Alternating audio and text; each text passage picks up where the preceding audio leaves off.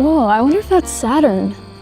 What if the sky was a person? Saturn would look so great in a floor-length dress. Jupiter would for sure be a dilf. Turn all 9 planets into people. It's just 9 planets. It wouldn't be that much work. Turn them into characters. That's it? I can't go outside anymore. This video is sponsored by Skillshare. Do you guys ever sit and think about the fact that we're all just living on a floating rock hurling through space, 93 million miles away from a flaming sphere of death? Yeah, me neither. But dadgum, do I love space. I mean, nothing about it makes sense. I mean, if you're like a scientist or an astrophysicist, maybe it does to you, but I don't care. You're not my demographic. To me, nothing about this seems possible, and I just love that. Here are my top 3 favorite space facts. Number 1. Nemesis, the hypothetical binary star that's supposed to be the sun's evil twin or something. It's not even a real star. Scientists were just so desperate to explain mass extinctions that they were like, yeah, maybe there's a giant evil infrared star on the edge of our galaxy causing mass extinctions every 26 million years. Number 2. White holes are the theoretical antithesis to black holes, and instead of sucking in light and matter, they just barf it up. And at one point, scientists thought, hey, maybe if, black holes are what suck everything in, white holes spew all of that stuff out. White holes aren't proven to be real, and that wouldn't be the case even on a mathematical simulated level. But oh boy, wouldn't that be the coolest thing if it were real? Number 3. Europa is one of the moons of Jupiter, and it has a water-ice crust, and scientists believe there might be an actual water ocean underneath the surface. And if that is the case, it would theoretically be able to facilitate extraterrestrial life. And just think about all of the weird sea creatures and beasties that could be living under there. What if they gained space travel, huh? It'd be like in the first Avengers movie with all the Chitauri riding in on the big space bugs. What if there's space bugs living under the ocean in one of the moons of Jupiter? Do you ever think about that late at night? Alright, I'm done. And some of this is probably misinformation. I'm not a scientist. My point being, space is crazy, and some of these things are just begging for me to turn them into weird characters. So as you might have guessed, yes, this is the first installment in my quest to turn all 9 planets into characters. And yes, I am including Pluto. I wouldn't leave a dog out of this. So of course we are starting with Mercury, Venus, and Earth. And I chose gods and goddesses as the fantasy nonsense thing to turn them into because with their names and the lore, it just makes sense. So in terms of clothing, I definitely want to pull from traditionally fantasy-based clothing like armor and gowns, but I also wanted to venture a lot into sci-fi, so I pulled a lot from Star Wars, specifically Padme's wardrobe, and movies like The Fifth Element and Blade Runner, and also from various street fashion and runway looks. The goal here is to mix the more modern sci-fi high fashion look with something that feels more regal and grounded in historical fantasy. I'm also doing that so that I can take this series in a different direction than what Lavender Town did with her renditions of planets as characters. So without further ado, let's thumbnail. So I surprisingly had a pretty difficult time coming up with ideas for these characters. I began with research about characteristics of the planets to get some basic ideas about who these characters would be, and I settled on a few base ideas, but unfortunately I had significantly fewer ideas for Mercury than I had for the others, so a lot of the thumbnailing process was pretty trial and error. But once I kind of decided to focus on Venus and Earth first, I came up with ideas for those 2 planets pretty quickly, and some of those ideas were able to translate to Mercury. In the end, I think I was able to come up with some pretty interesting base concepts for all 3 of them, and I think they also work pretty well as a little group too. We're going to kick the designs off by focusing on Mercury, but first, if you're by any chance wondering what tools I use to thumbnail my illustrations, I'm using Procreate in my iPad. I'm trying to use it a little bit more lately because I'm still new to Procreate and I'm trying to expand what I'm capable of on the iPad, which is why I've been checking out Jerem Vogel's class, Digital Illustration, Learn to Use Procreate, which is available through this video's sponsor, Skillshare. I've been using Skillshare for about 2 years now, and from illustration and character design classes to things like sewing techniques, I've picked up tons of helpful information that I didn't even know I needed. Since I'm still so new to Procreate and it's such an extensive program, Jerem's class has been really helpful. He walks you through the entire process of one of his illustrations, from canvas setup to finished product, and literally 30 seconds into the first lesson, I figured out how to do something that I had been looking for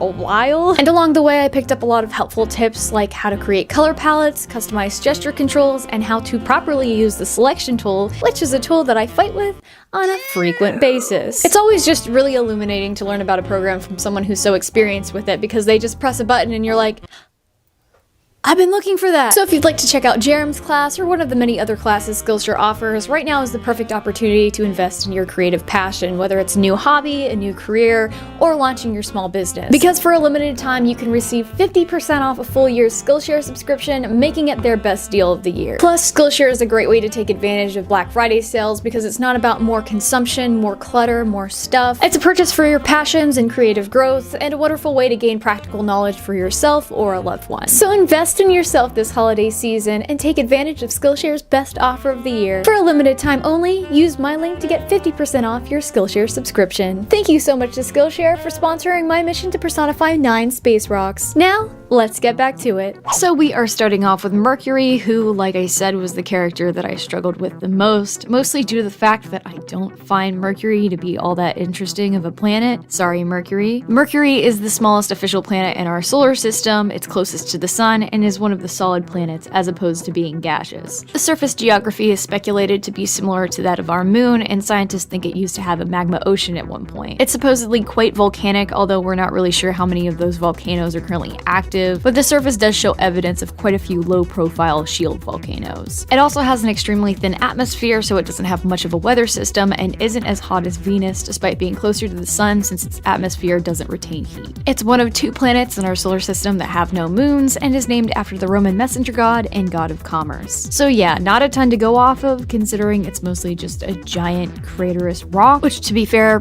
basically all planets are giant craterous rocks, but some of them are more colorful than others. The surface of Mercury is gray, despite all of the cool enhanced images that you can find on the internet. So I took some liberties with Mercury and honestly all these planets and decided to design a little bit more based off feel than make them super grounded in science. This will probably change as I move on to the planets with more unique characteristics, but yeah. So I firstly wanted to decide on a gender for these characters, so I did some research on which planets have masculine energy, feminine energy, or somewhere in between. And based on my research, Mercury had both, so I decided to make my version of Mercury non-binary and give them a mix of masculine and feminine design language. I also decided to use some of the images of Mercury where the colors have been altered as my base color palette, so that might be cheating a little bit, but hey, it looks pretty. I'm not here to design a gray rock. So I went in a pretty sci-fi / high fashion direction with this character, and I was really inspired by the material of these jackets since it reminded me of the color palette I was going for. And I also really liked the shape of the shoulders, so that was a big jumping off point for this look. Along with this gown, which I absolutely love the vibe of. It's basically exactly what I had in mind in terms of draping fabric, so I went for something similar, but went for more of a cloaked silhouette to give it more masculine edge, but still gave the outfit a bit of a butt skirt look to balance in some femininity. From there, I just painted in lots of different colorful patterns to match my color inspiration, and also added little pockets of stars and sparkles onto the fabric as well. For their main clothing, I went for a sort of 2-piece shoulder piece, tube top, and pants situation, and tried to use a lot of bold abstract shapes all around. Again, my sheep language was a little limited because I feel like planet geography is pretty much just craters, hills, mountains, you know. But I tried to allude to sharp, jagged rocks with the shape of the shoulder pads and the little hip pieces on the pants, and generally kept all the shapes boxy or sharp. To allude to their namesake, Mercury, I also added little sharp spurs on the back of their boots as a nod to the wings Mercury is usually associated with, and did the same with the little funky glasses I gave them. This feels very street fashion to me, very yassified, Geordie LaForge, and I kind of love them. I mean, if you were that close to the sun, you'd probably need some sunglasses too, so this was a very practical decision. The glasses also got some little stars cascading down on the side to match their earrings, and I know I basically used the same design element in my last video, but shh, it's cute, so I don't care. I also made a few notable changes from my original concept for this design to make them feel a little bit more otherworldly by changing their pants and shoes to bell bottoms and big old chunky space boots. I just feel like it fits the aesthetic better. And most importantly, I also gave them an extra set of arms for no particular reason other than 4-arm better than 2-arm, and it also looks cool. I also tried to base their build on the idea that Mercury is pretty small, so they're really slender and lanky, and I also feel like their height would be like very short, probably like 5'2" or 5'3", and I can say that because I'm 5'3". So honestly, my next 2 ladies would probably be absolutely towering above them. Overall, I really love how their design came out. It's way cooler than I expected considering I was in a total brain fog going into this. And also feel free to speculate on backstories for these characters in the comments because I didn't really have time to do that this week. Next up is Venus, and like Mercury, I had a slightly difficult time coming up with ideas for this character, but I kind of figured out what I was doing once I chose an image image to base the colors on. So I went for more of a fiery orange aesthetic for Venus because, oh boy,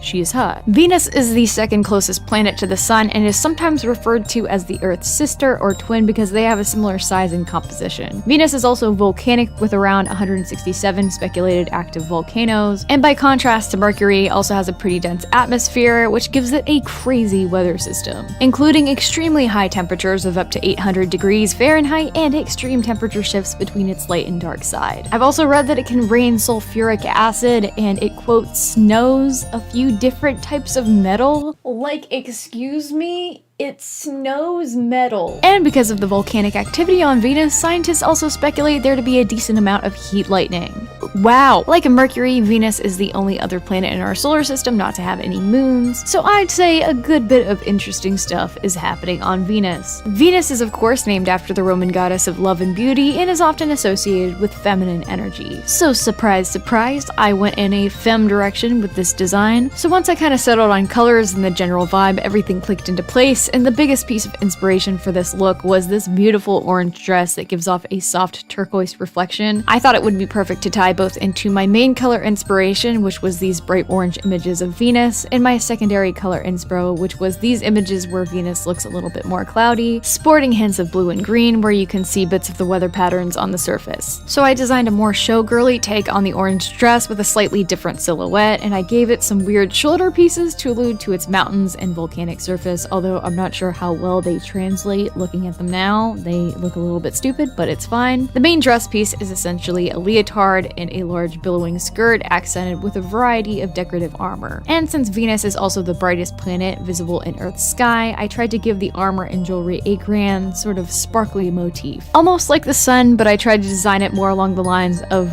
bright light rays, and I also gave her the Sailor Moon hair because I couldn't help it. I almost wanted to give her a bit of a camp aesthetic, sort of inspired by art of space girls that you'd see in the 60s or 70s, because I just felt like that was fun. And I also already went for kind of an avant-garde 1970s look with Mercury, so I wanted to tie them in together a little bit. And speaking of tying them in together, to round it out and to unify her colors with Mercury a little bit, I gave her some pattern tights and some long gloves, kind of trying to emulate some of the cloud patterns and the colors I saw in these images. I felt like it was a good balance of the harsh volcanic surface with the cloudy exterior that you can see in some images. And finally, because space, I also added lots of sparkles and reflections all over the ensemble to once again match Mercury and give it a very celestial feel. Overall, I really like the end product. I definitely feel like she looks like a goddess, even though I kind of wish I had a bit more time to research Venus and tie it in, because I feel like this planet's geology is just wild. And last but not least, we have the girl boss herself, Earth. I feel like I probably don't have to explain the composition and characteristics of Earth too much, seeing as how you live here. Anyways, Earth is of course the third planet from the sun. We have lots of weird stuff here like volcanoes and lightning and deep fried memes. And Earth is unique for being the only planet in our solar system to sustain life, allegedly. And she looks absolutely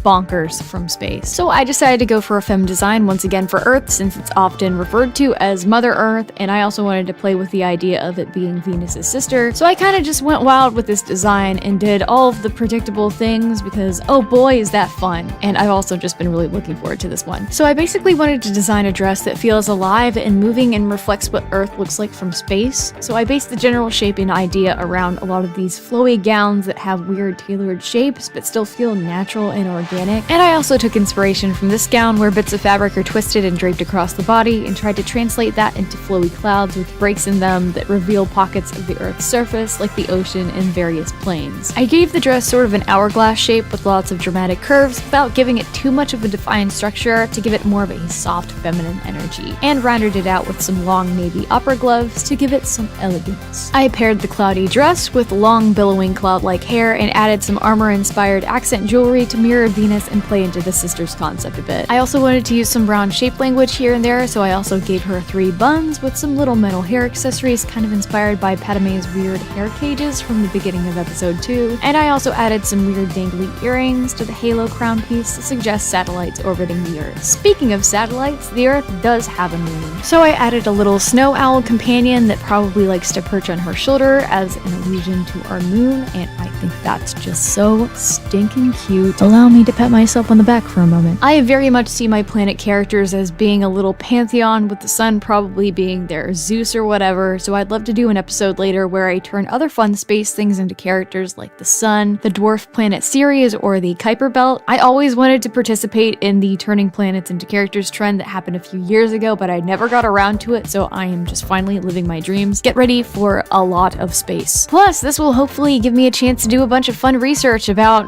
random space facts, which I am very much looking forward to. I might even do an episode where I do like unproven space theories into characters. Do you guys want to see a white hole character? Because I want to make one. Anyways, with that, Earth is finally done, and here are the finished designs. I actually absolutely love them, especially Earth, but I'm pretty darn pleased with how all of them came out. I maybe would have liked to include a few more scientific nods in their designs, but this is the second video I'm making this week, so I just didn't have time to do a ton of research. And on that note, I'm sorry if any of this is inaccurate. Again, not the most time to do a ton of research, but the next batch of planets are going to be really interesting, so I'll definitely do some more research for theirs, so stay tuned for part 2, which will probably be out early December. In terms of names for these characters, I'll probably just use the planet names, but feel free to leave suggestions down below anyways. Maybe some of you will persuade me. Instead, feel free to speculate wildly about their dynamics and backstories, since I didn't get a chance to really do that in this video. Maybe some of your suggestions will make it into part 2. Thank you so much for watching this week's efforts to personify giant floating space rocks. And a very special thank you goes to my patrons, especially my executive producers: Eloquent Silence, Midnight Nova,